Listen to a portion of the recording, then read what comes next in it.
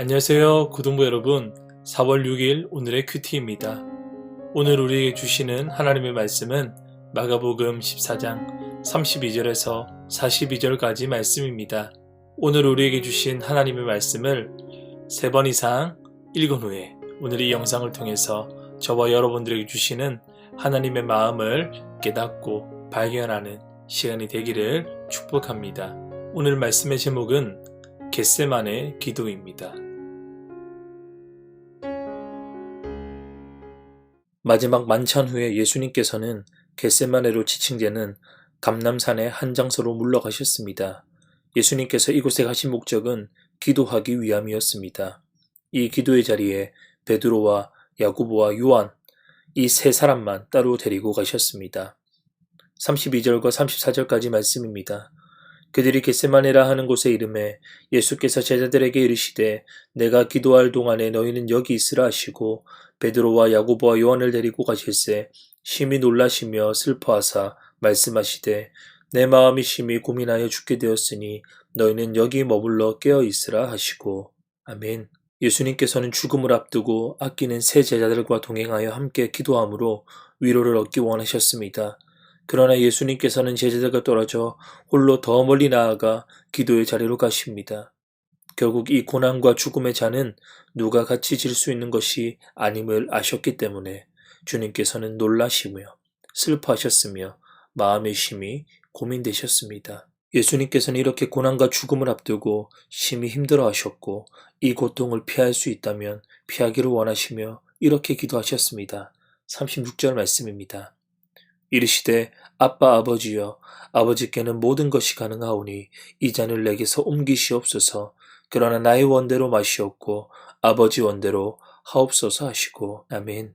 예수님께서는 제자들과 조금 떨어진 곳으로 가셔서 땅에 엎드려 기도하십니다. 그러시면서 될 수 있는 대로 이때가 자신에게서 지나가기를 기도하셨습니다. 여기서 우리가 주목해야 될 표현이 있습니다. 예수님께서 하나님 아버지께 아빠, 아버지라 부릅니다. 아빠라는 말은 아람어로 일상에서 자녀가 아버지를 부르는 일반적인 표현입니다. 그런데 당시에 그 어떤 유대인도 하나님과 자신의 관계를 두고 기도 중에 이같이 친밀한 표현을 사용하지 않았습니다. 그런데 예수님께서는 하나님께 아빠라는 친밀하고 특별한 호칭을 사용하고 계십니다. 이는 삼위 하나님, 곧 성부, 성자, 성령 하나님의 영원하신 사랑의 교제 가운데 나타난 하나님 아버지와 성자 예수님의 친밀한 관계를 드러내고 있습니다. 아버지께서는 영원부터 영원까지 예수님, 아들과 함께 계시고 사랑으로 아들을 돌보신다라는 그 확신을 예수님께서는 표현하고 드러내고 계시는 겁니다. 그런데 이 아빠라는 호칭에 담긴 또 다른 의미가 있습니다. 그것은 바로 복종에 대한 우선순위입니다. 예수님께서 하신 기도에 따르면 예수님께서 원하시는 것은 고난을 피하는 것입니다. 그런데 하나님께서 원하시는 것은 아버지는 그 고난을 당하는 것을 전제하고 계십니다. 오늘 겟세마네에서 예수님께서 기도하실 때 더 이상 하늘로부터 예수님을 향해 내 사랑하는 아들이요 내 기뻐하는 자라고 선언하시는 아버지의 말씀은 없습니다. 이제 아버지께서는 아들에게 그때 그 순종을 요구하고 계십니다. 그것이 비록 하나님 아버지께서 아들을 외면하시는 죽음으로 내버려 두시는 단절에 해당한다고 할지라도 말입니다. 이런 아버지의 뜻 앞에 오늘 예수님께서 하신 기도는 결국 하나님 아버지의 뜻과 목적에 대항하려는 것이 아닙니다. 하나님의 전능하심 앞에 모든 것을 하실 수 있는 아버지께서 이 일을 다른 방식으로 하실 의지가 있는지 솔직하게 여쭙는 것입니다. 그러나 예수님께서 드리는 기도의 결론은 무엇입니까? 피하고 싶은 예수님의 원이 아니라 아버지의 원, 아버지의 뜻대로 하옵소서입니다. 그렇게 고통을 피하기 원하셨지만 하나님 아버지께, 아빠께 기꺼이 순종하는 내 피함보다, 내 원함보다 아버지께 복종하고 순종하는 것이 가장 최우선적임을 주님께서는 보여주고 계십니다. 예수님께서 자신의 전 존재를 거는 기도를 하시는 동안 함께 온 제자들은 육체적인 피곤함 그리고 영적인 무감각 속에서 자고 있었습니다. 37절에서 40절까지 말씀입니다. 돌아오사 제자들이 자는 것을 보시고 베드로에게 말씀하시되 시몬아 자느냐 네가 한 시간도 깨어 있을 수 없더냐 시험에 들지 않게 깨어 있어 기도하라 마음에는 원이로되 육신이 약하도다 하시고 다시 나아가 동일한 말씀으로 기도하시고 다시 오사 보신즉 그들이 자니 이는 그들의 눈이 심히 피곤함이라 그들이 예수께 무엇으로 대답할 줄을 알지 못하더라. 아멘. 제자들은 예수님의 명령에 따라 시험에 들지 않게 깨어 기도하고 있어야 했습니다. 그러나 그들은 그러지 못했습니다. 앞서서 마가복음 14장 30절 이하에서 예수님께서 닭이 3번 울 때 제자들이 자신을 부인할 것이라 말씀하셨는데 그 말씀 앞에 베드로는 호언장담합니다. 다른 사람들은 몰라도 나는 절대로 주님을 버리지 않겠노라 말입니다. 그런데 예수님께서 말씀하신 명하신 이 기도의 시간만큼도 예수님의 고통에 전혀 참여하고 있지 못하는 베드로의 모습을 보게 됩니다. 또한 마가복음 10장에서 제자들 중 높은 자리에 앉는 것에만 관심이 있었던 야고보와 요한 또한 오늘 예수님의 고통에 전혀 참여하지 못하고 그저 잠자고 있음을 보고 있습니다. 그렇게 다시 기도하러 가셨다가 3번째 제자들에게 방문하시게 됩니다. 그러나 여전히 그들은 자고 있었습니다. 그때 예수님께서 이렇게 말씀하십니다. 41절과 42절입니다. 3번째 오사 그들에게 이르시되 이제는 자고 쉬라. 그만 되었다. 때가 왔도다. 보라 인자가 죄인의 손에 팔리느니라. 일어나라 함께 가자. 보라 나를 파는 자가 가까이 왔느니라. 아멘. 예수님께서는 이제 죄인의 손에 팔리는 시간이 되셨습니다.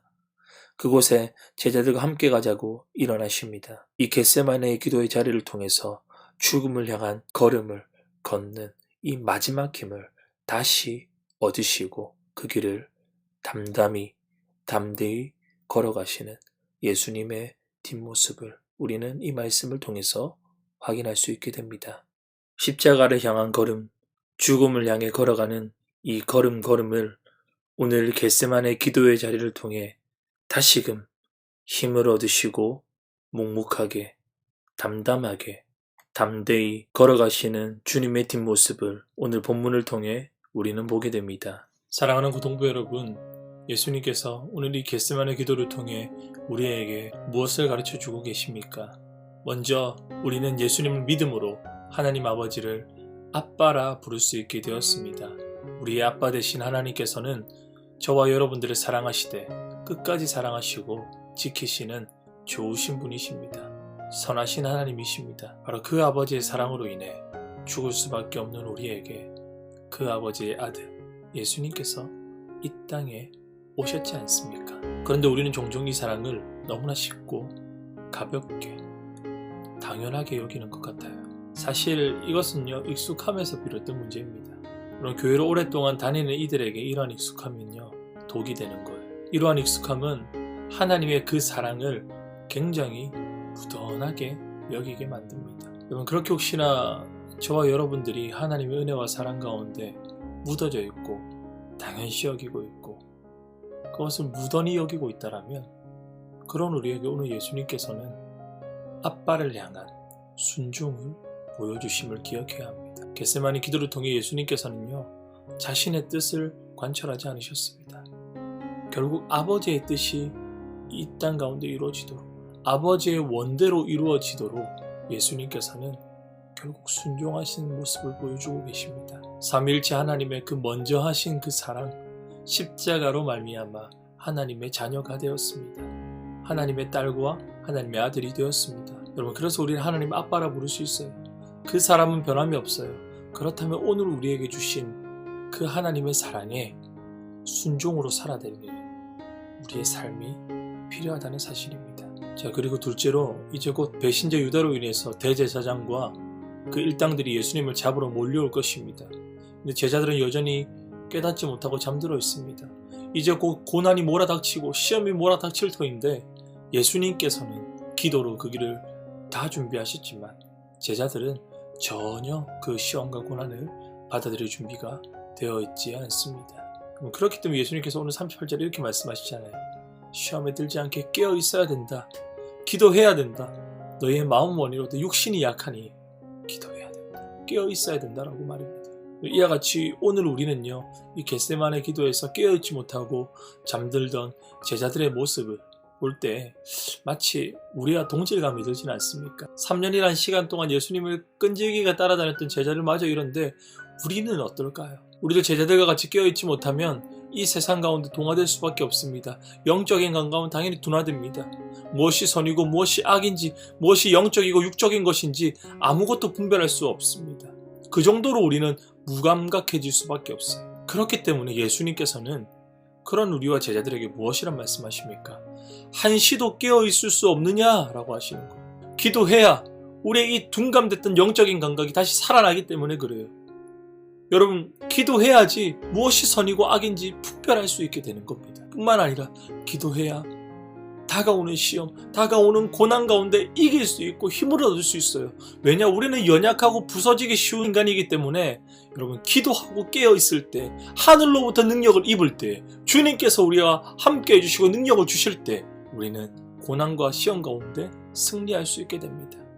제자들은 그 준비가 되지 않았다는 겁니다.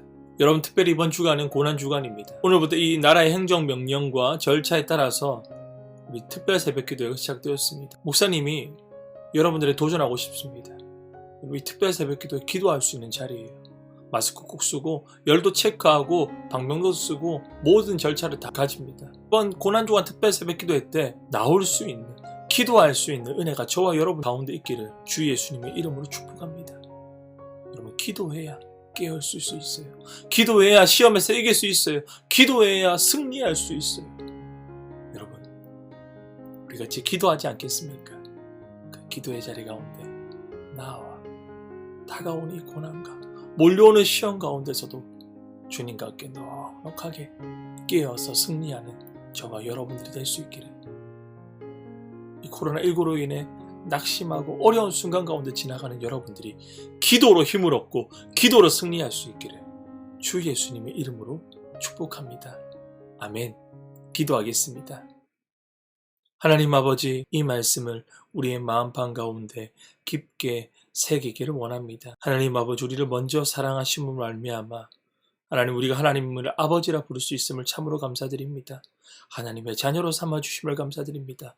하나님의 자녀로 삼아주셨사오니 자녀답게 순종의 삶을 살아가는 우리가 되게 하여 주시옵소서. 뿐만 아니라 이 어려운 시기 가운데, 고난이 다가오는 시기 가운데 깨어 기도하는, 깨어 부르짖으며 깨어 주님을 만나는, 그래서 이 어려운 시기 가운데 주님과 함께 승리하는 우리 고등부 될 수 있도록 주님 은혜 내려주시옵소서.